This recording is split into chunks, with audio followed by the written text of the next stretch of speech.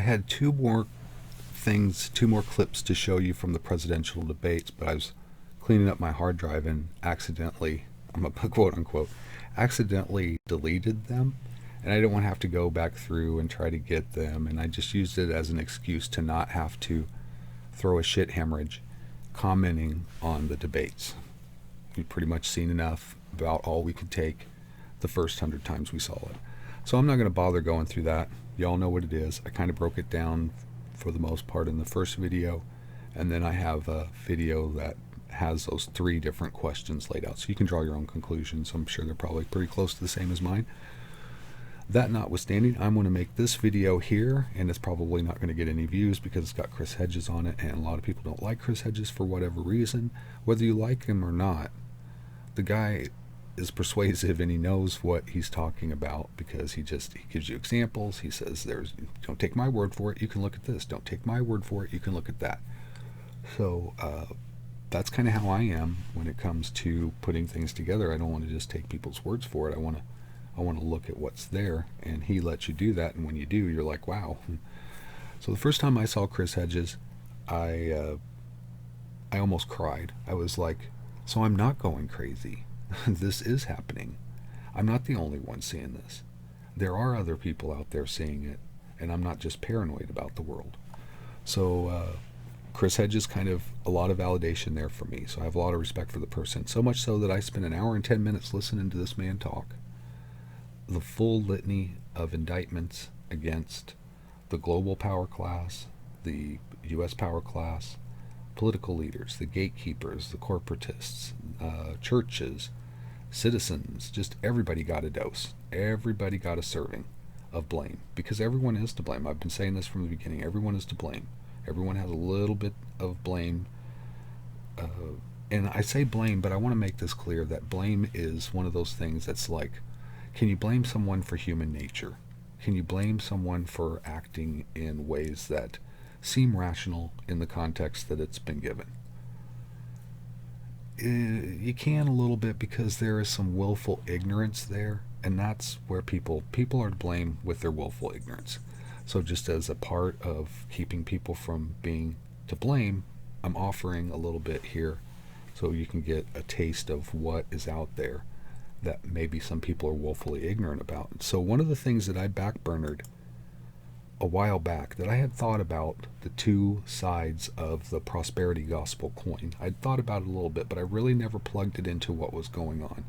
Chris Hedges did, and I was like, oh yeah, I wished I'd have thought about that more. Really wished I'd have thought about it more, because it's very telling about what is happening now and how things are going to go in the future. So what is prosperity gospel? Well, I don't know if you can see these tiny people right there.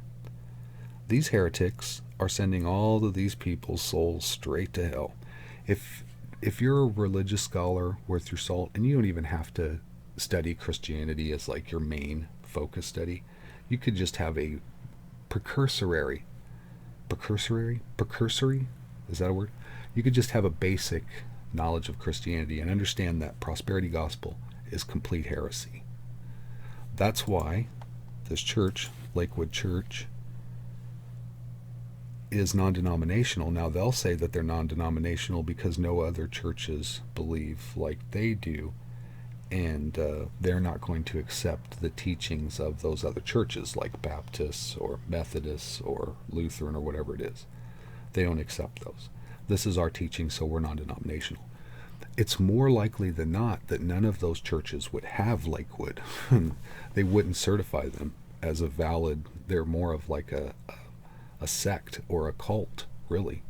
If you really want to, they just because it has Jesus on it and you want to make up whatever you want to about it, doesn't make it Christianity. It makes it a cult with Jesus on it. So that's what this is. And in this colossal facility here, 52,000 attendees per week, hold 16,800 seats. They take money, tithe. The philosophy is give till you hurt. Be a good person, follow the Christian teachings as delivered by these people asking for money the entire time you're sitting there. And then if you are, you'll be rewarded. Give till you hurt. Then you'll be rewarded God will give you success and prosperity. Now, of course, any reasonable person understands that success and prosperity and your beliefs and actions are two mutually exclusive things. That by and large, prosperity and success are a function of much of the luck and privilege that happened before you even came along to make the decisions that you believe contributed to your success the most. And it's that false belief that one is the most contributory to their own success and prosperity that lends itself to the other side of the coin, which is if you're not successful and not prosperous, then you're not giving enough or you're a bad person. It turns into a justification for not addressing homelessness, not addressing poverty, because it vilifies it. It blames the victim. You must not be a good person. If God wanted you to have help, he would give it to you. He would provide it to you. However that happens, just manna from the sky, or he anoints his followers to go out and help people, or whatever it is, God would make that work. And that's not how things work. It has never worked that way. It will never work that way. This is kabuki theater. It's just a way to take your money, and what they're going to do with your money is they're going to give it to politicians who are going to be the barrier between the people and the people helping themselves. That's what you have. We're in this terrible shape right now when we desperately want to help ourselves as a body of people. We want to help ourselves, and we can't because there's a smaller body of people in the way that won't do anything. We are so screwed. And most of those people are put there by this gospel, this prosperity gospel. Not this particular church, but this is all over the place. This is rampant. And it's not just in this non-denominational church. This teaching is kind of tacitly implied throughout all of Christianity, that God rewards good Christians, and that's not how it works. There's too much evil in the world for that to work. That's why bad things happen to good people, is because everyone has a choice. Everyone has the freedom to choose, and not everyone's choices are going to be good for everyone else, and that's how bad things happen to good people. And it doesn't matter if you're the best Christian in your world. I'm sure there were a lot of good Christians that were thrown to lions. Did God strike the lions dead? Did he intervene?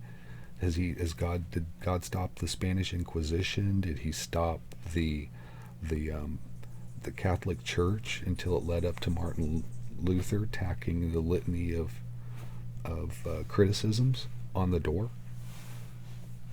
It just doesn't follow. People have to help themselves.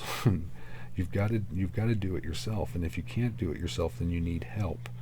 And where do we turn to for help? We turn to our families, we turn to our communities, we turn to our friends.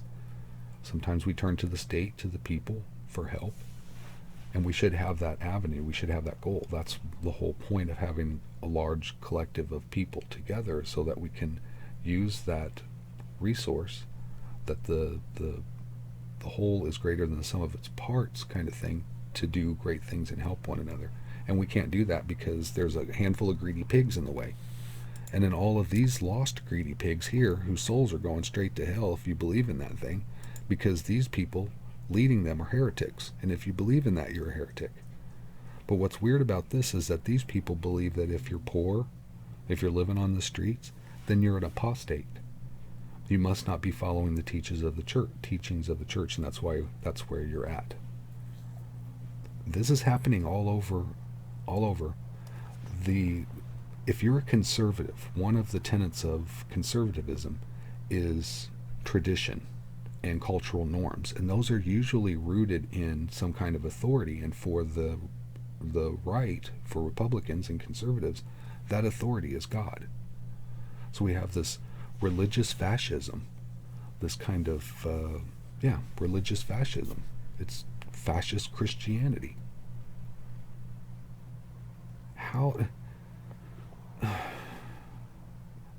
Jesus must be the saddest person in heaven right now, looking down, seeing his name used to justify the evil that's being perpetrated.